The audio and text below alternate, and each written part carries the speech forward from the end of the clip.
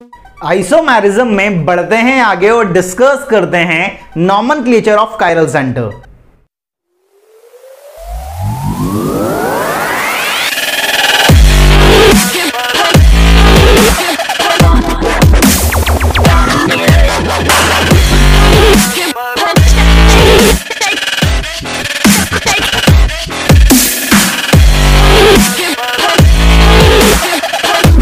Hello everyone, कैसे हैं आप लोग। This is chemistry Baba. Welcome to chemistry Adda, एक ऐसा प्लेटफॉर्म जहां पर आप केमिस्ट्री को फील करते हैं। अपन आइसोमेरिज्म पढ़ रहे थे और आइसोमेरिज्म में अभी तक अपन ने बहुत सारी चीजें, बहुत सारे टॉपिक्स कवर्ड कर लिए हैं। आज का जो हमारा टॉपिक होने वाला है वो है नॉमेनक्लेचर ऑफ कायरल सेंटर। जो अपन ने कायरल सेंटर पढ़ा था भाई, अब उनका नॉमेनक्लेचर करने की बारी आई है। हमारे पास तीन सिस्टम है जिनसे अपन नॉमेनक्लेचर करते हैं कायरल सेंटर का। पहला स्मॉल डी और स्मॉल एल, दूसरा कैपिटल डी और कैपिटल एल, और थर्ड आर और एस कॉन्फ़िगरेशन। इनसे आप क्या करते हो, किसी भी कायरल सेंटर का नॉमेनक्लेचर करते हो। अब बात करते हैं कि सबसे पहला जो सिस्टम है हमारे पास वो है स्मॉल डी और स्मॉल एल। आपने जब अपन ने ऑप्टिकल आइसोमेरिज्म की शुरुआत करी थी तो अपन ने देखा था कि अगर कोई ऑर्गेनिक कंपाउंड पीपीएल को क्लॉकवाइज डायरेक्शन में रोटेट कर रहा है तो वो डेक्स्ट्रोरोटरी होगा, जिसे आप स्मॉल डी से रिप्रेजेंट करोगे। अगर कोई ऑर्गेनिक कंपाउंड पीपीएल को एंटी क्लॉकवाइज डायरेक्शन में रोटेट कर रहा है तो वो लीवोरोटरी होगा, जिसे आप स्मॉल एल से नोट करोगे। मतलब एक बात तो साफ है, स्मॉल डी और स्मॉल एल ये दोनों जो है वो एक्सपेरिमेंटल रिजल्ट हैं। वो क्या है? एक्सपेरिमेंट रिजल्ट है। मतलब आप एक्सपेरिमेंट करोगे तब आपके पास ये रिजल्ट आने वाले हैं कि आपका कंपाउंड डेक्स्ट्रोरोटरी होगा तो स्मॉल डी, और आपका कंपाउंड होगा लीवोरोटरी होगा तो स्मॉल एल। दूसरा पॉइंट यहां पे आता है कि आप इसे डायरेक्टली प्रेडिक्ट नहीं कर सकते हो। मतलब आप किसी भी कंपाउंड को देख के ये नहीं बता सकते हो कि ये पीपीएल को क्लॉकवाइज डायरेक्शन में रोटेट करेगा या एंटी क्लॉकवाइज डायरेक्शन में रोटेट करेगा। अगर आपको पता करना है तो आपको एक्सपेरिमेंट करना पड़ेगा ना। मतलब यहां पर दो पॉइंट है। पहला तो ये एक्सपेरिमेंटल कॉन्फ़िगरेशन है जिन्हें आप देखकर नहीं बता सकते हो, ठीक है। दूसरा आता है आप इन्हें डायरेक्टली प्रेडिक्ट नहीं कर सकते हो, देखकर नहीं बता सकते हो कि ये क्लॉकवाइज रोटेट कर रहा है या एंटी क्लॉकवाइज रोटेट कर रहा है। मतलब यहां से आपके क्वेश्चन नहीं बनेंगे कि ये कायरल सेंटर स्मॉल डी है या स्मॉल एल, ऐसे क्वेश्चन नहीं बनेंगे। तो पहला जो सिस्टम है वो है स्मॉल डी और स्मॉल एल। ये ध्यान रखना है, एक्सपेरिमेंटल रिजल्ट है, डायरेक्टली प्रेडिक्ट नहीं कर सकते हैं। अब दूसरा जो सिस्टम है हमारे पास कायरल सेंटर के नोमेनक्लेचर के लिए वो है कैपिटल डी और कैपिटल एल, ठीक है। कैपिटल डी और कैपिटल एल। यहां पर सबसे पहला पॉइंट ये आता है कि ये रिलेटिव कॉन्फ़िगरेशन होती है। क्या होती है?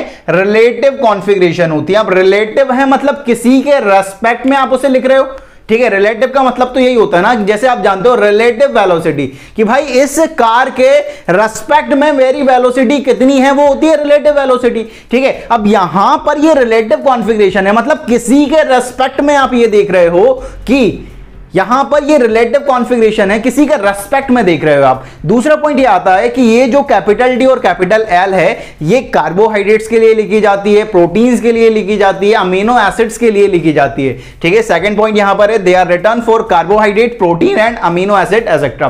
कार्बोहाइड्रेट, प्रोटीन और अमीनो एसिड्स के लिए लिखी जाती है भाई कैपिटल डी और कैपिटल एल। यहां पर किसके रेस्पेक्ट में देखते हैं अपन? ग्लिसरल एल्डिहाइड के रेस्पेक्ट में देखते हैं। मैंने कहा है कि यहां पर रिलेटिव कॉन्फ़िगरेशन है तो दे आर रिटर्न या define with respect to glyceraldehyde. Glyceraldehyde के रेस्पेक्ट में देखी जाती है। क्या सेट? जैसे कि यहां पर ये देखो, ये अपन ने एक ग्लिसरल एल्डिहाइड बना के रखा हुआ है। यहां पर आप इस कार्बन को देखोगे तो ये कार्बन आपका क्या होगा? कायरल सेंटर होने वाला है, ठीक है। अब यहां पर आप कैपिटल डी और capital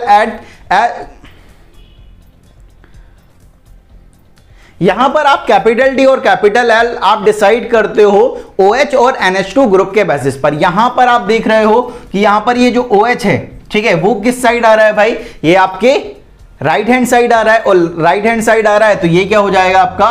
capital D, D glycerol aldehyde, D glycerol aldehyde हो जाएगा, ये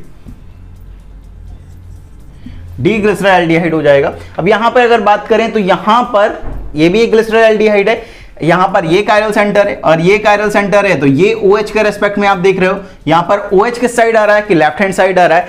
लेफ्ट हैंड साइड आ रहा है तो ये क्या हो जाएगा? L glycerol aldehyde.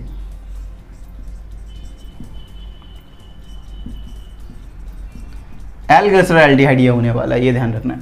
अब यहां पर अगर बात करें, ठीक है। ऐसा भी तो हो सकता है कि यार 2 OH ग्रुप हो, या 2 से ज्यादा भी हो सकते हैं, या NH2 भी हो सकता है। अपन ने कहा है कि अपन D और L, कैपिटल D और कैपिटल L किसके रेस्पेक्ट में डिफाइन कर रहे हैं, OH और NH2 के रेस्पेक्ट में। अगर OH अगर आपके पास सिर्फ एक OH है, ठीक है, अगर वो राइट हैंड साइड आता है तो कैपिटल D और लेफ्ट हैंड साइड आता है तो कैपिटल L। नेक्स्ट यहां पे कंपाउंड देखो, यहां पर इस वाले कार्बन को देखो, इस वाले कार्बन में 4 different valency, OH, H, CHO और एक ये पूरा ये कायरल सेंटर। इस कार्बन के रिस्पेक्ट में ये H, ये OH, ये एक पूरी वैलेंसी, ये एक पूरी वैलेंसी, ये मतलब ये भी कायरल सेंटर होगा।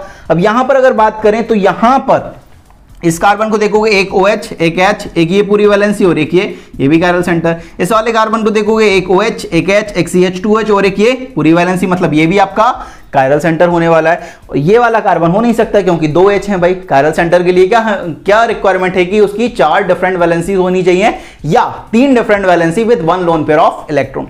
तो अब यहां पर एक से ज्यादा OH है यार, ये OH है, ये OH है, ये OH है, ये OH है। हम किसके बेसिस पर डिसाइड करें? अगर आपके कंपाउंड में एक से ज्यादा OH होता है तो आप कैपिटल D और कैपिटल L डिसाइड करते हो on the basis of last chiral centre की। लास्ट कायरल सेंटर पर आपका OH किस साइड आ रहा है। If more than one OH group is present, then capital D और capital L is decided by last chiral center। last chiral center से आप decide करते हो, इस बात का ध्यान रखना है, ठीक है। यहां पर आप देख रहे हो कि यहां पर लास्ट कायरल सेंटर ये है, और लास्ट कायरल सेंटर में ये जो OH है वो कहां पर आ रहा है भाई, आपके किस साइड आ रहा है, किस साइड आ रहा है भाई, ये किस साइड आ रहा है, राइट हैंड साइड आ रहा है ना, और राइट हैंड साइड आ रहा है तो ये क्या होगा, कैपिटल D होने वाला है, इस बात का ध्यान रखेंगे।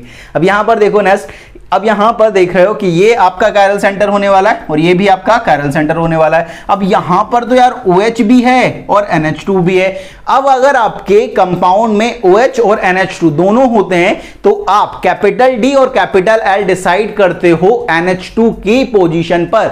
याद रखना है, if OH and NH2 both are present then capital D और capital L is decided by NH2। NH2 के बेसिस पर डिसाइड करते हो। तो यहां पर इस NH2 को देखोगे और ये NH2 किस साइड आ रहा है भाई, आपका किस साइड आ रहा है, लेफ्ट हैंड साइड आ रहा है ना, और लेफ्ट हैंड साइड आ रहा है तो ये क्या होगा, कैपिटल L होने वाला है, इस बात का ध्यान रखना है। ये क्या होने वाला है, कैपिटल L, ठीक है। ये थोड़ी ग्लिसरल एल्डिहाइड की स्पेलिंग गलत हो गई भाई, देख लेना, ठीक है, थोड़ा है ना चलता है ये, ठीक है। लिख लेते हैं भाई, मिटा के लिख लेते हैं ग्लिसरल एल्डिहाइड की पूरी, नहीं तो बच्चे बोलेंगे सर स्पेलिंग गलत है, ठीक है। तो ये हमारा OH किस साइड आ रहा है भाई, हमारा राइट हैंड साइड आ रहा है, राइट हैंड साइड आ रहा है तो ये हमारे क्या हो जाएगा, D ग्लिसरल डिहाइड। ये क्या होने वाला है हमारा, L ग्लिसरल डिहाइड, ठीक है, ये ध्यान रखना है, ठीक है। तो यहां पर कैपिटल D और कैपिटल L अपन इस तरह से निकाल सकते हैं, इस बात का ध्यान रखना है। तो अपन ने 2 सिस्टम अभी तक पढ़ लिए, पहला स्मॉल d और स्मॉल l और दूसरा कैपिटल D और कैपिटल L। स्मॉल d और स्मॉल l एक्सपेरिमेंटल रिजल्ट है, आप डायरेक्टली प्रिडिक्ट नहीं कर सकते हो। कैपिटल D और कैपिटल L जो होते हैं भाई वो रिलेटिव होते हैं, ग्लिसरल एल्डिहाइड के रेस्पेक्ट में प्रिडिक्ट किए जाते हैं, निकाले जाते हैं। दूसरा कार्बोहाइड्रेट, प्रोटीन, अमीनो एसिड्स के लिए निकाला जाता है। OH और NH2 के बेसिस पे दिखाया जाता है। अगर एक से ज्यादा OH है तो लास्ट कायरल सेंटर के OH के रेस्पेक्ट में देखते हो, और OH और NH2 दोनों हैं तो NH2 के बेसिस पर आप कैपिटल D और कैपिटल L डिसाइड करते हो, इस बात का ध्यान रखना है। तो ये आपके आज अपन ने 2 सिस्टम पढ़ लिए हैं। इसके बाद एक और आता है R और S, जिसकी अपन बात करने वाले हैं नेक्स्ट वीडियो में। तो इस वीडियो में बाबा जी की तरफ से इतना ही, मिलता है नेक्स्ट वीडियो में, तब तक के लिए पढ़ते रहें। जय हिंद, जय भारत।